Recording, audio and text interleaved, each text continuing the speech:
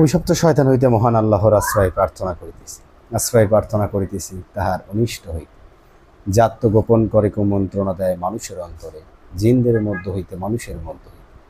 হে দয়াময়, তুমি আমাদেরকে আশ্রয় দান করো তোমার সৃষ্টির সকল কিছু অনিষ্ট। দয়াময়, করুণাময়, পরম দয়ালু মহান সৃষ্টিকর্তার নামে শুরু করতেছি। ৩৩২ বছর পরের এই হাদিস সংকলন করা হয়েছে। এই হাদিস কোথা থেকে আসলো, কিভাবে আসলো, সে বিষয়ে আপনাদেরকে ইতিহাস দেখতে হবে। নবীজি মারা যাওয়ার ৩৩২ বছর পরের যে হাদিস, আদৌ যে সত্যতা রয়েছে তার কি কোনো নিশ্চয়তা আছে? এর উত্তর না। যেমন আমরা বুখারী, তিরমিজি, মুসলিম, আবু দাউদ এবং সুনানে আন-নাসাই, ইবনে মাজাহ এর প্রসিদ্ধি ৬টি হাদিস রয়েছে। এই ৬টি হাদিস গ্রন্থ এই মুসলমানরা বেশি প্রাধান্য দেয় বা মানে। এই ৬টি গ্রন্থে আবু বকর, ওসমান, আলী, ওমর এই চারজনের হাদিস কি বর্ণনা, কয়টা হাদিস রয়েছে, তারা কয়টা হাদিস বর্ণনা করেছেন, এই বিষয়ে আপনারা কি দেখেছেন?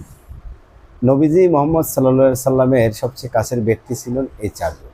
এই চারজনের থেকে হাদিস সংকলন করা হয়েছে। এরকম আপনারা খুঁজলে 50টা হাদিসও পাবেন। যেমন এই চারজন হচ্ছে তার সবচেয়ে কাছের মানুষ ছিলেন। তাহলে যদি হাদিস লেখা হয় বা হাদিস সংকলন করা হয়, তাহলে তো সবচেয়ে বেশি হাদিস বর্ণনা করতেন তারাই চারজন। কিন্তু এই চারজনের কাছ থেকে হাদিস সংখ্যা খুবই নগণ্য এসেছে। আজকে যে হাদিসগুলো মানা হচ্ছে বা এই যে হাদিসগুলো সংকলন বা সংরক্ষণ করা হয়েছে বা যাদের কাছ থেকে বর্ণিত হয়েছে, তারা আসলে কারা? তারা নবীজি মারা যাওয়ার ৩৩২ বছর পরে এসে এই হাদিস সংরক্ষণ করেছে। যখন নবীজি মারা যাওয়ার ৩৩২ বছর পর, অর্থাৎ ওই সময়কালীন বুখারী, তিরমিজি, মুসলিম, আবু দাউদ, সুনানে আন-নাসাই, ইবনে মাজাহ এই ৬ জনের যে পিতা মাতা ১৪ গোষ্ঠী, তাদেরই জন্ম হয়নি। তাহলে তারা কিভাবে এই প্রশুদ্ধ হাদিস সংরক্ষণ করলেন বা সংকলন করলেন? তারা কিভাবে লিখিত আকারে কিতাব আমাদের কাছে দিয়ে গেলেন? কারণ ওই সময় তো তারা ছিলেন না। নবীজি মুহাম্মদ সাল্লাল্লাহু আলাইহি সাল্লাম যখন ছিলেন সেই সময়কালীন তো তারা ছিলেন না, বা সেই সময়কালীন মানুষ তো তারা নয়।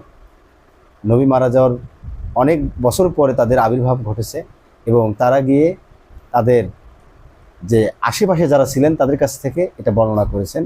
এই বর্ণনার সূত্র ধরেই তারা লিখিত আকারে একটা কিতাব বর্ণনা করেছে। এখন নবীজি মুহাম্মদ সাল্লাল্লাহু আলাইহি সাল্লাম যেটা বলেন নাই সেটাই হাদিস, বা যেটা বলেছেন সেটাই হাদিস, এর কি কোনো নিশ্চয়তা আছে বা এর কি কোনো গ্যারান্টি, ওয়ারেন্টি কেউ দিতে পারবে? কেউ পারবে না। নবীর সবচেয়ে কাছের ব্যক্তি ছিলেন এই চারজন। এই চারজনের কাছ থেকে হাদিস লিখিত হয়নি। তাহলে যেখানে লিখিত হয়নি তাদের কাছ থেকেই তাহলে অন্যরা এসে এই হাদিস লিখিত করলো, বা সেটাকেই ইবাদত বা ইবাদতের প্রধান বিধিবিধান হিসেবে মান্য করা যে হচ্ছে বা হয়, এটাতে আদৌ সত্য তার কি কোনো প্রমাণ কেউ দিতে পারবে? কেউ পারবে না। একমাত্র নবীজি বিদায় হজের যে ভাষণে তিনি একমাত্র আল্লাহর কিতাব আঁকড়ে ধরতে বলেছেন, এবং এটা সুস্পষ্ট কিতাবুল ঈমান অধ্যায়।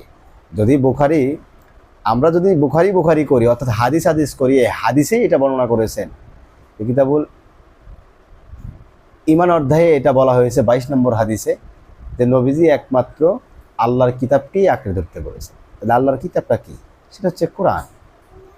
তো এই বিষয়ে আল্লাহ কোরআনে বলেছেন, সূরা আনাম 19 নম্বর আয়াতে বলেছেন যে আল্লাহর পক্ষ থেকে যা তোমার কাছে অবতীর্ণ করা হয়েছে তুমি শুধু তাহারই অনুসরণ করো।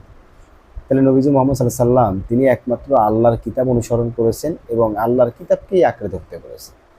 এ ব্যতীত তিনি অন্য কিছু বলেননি।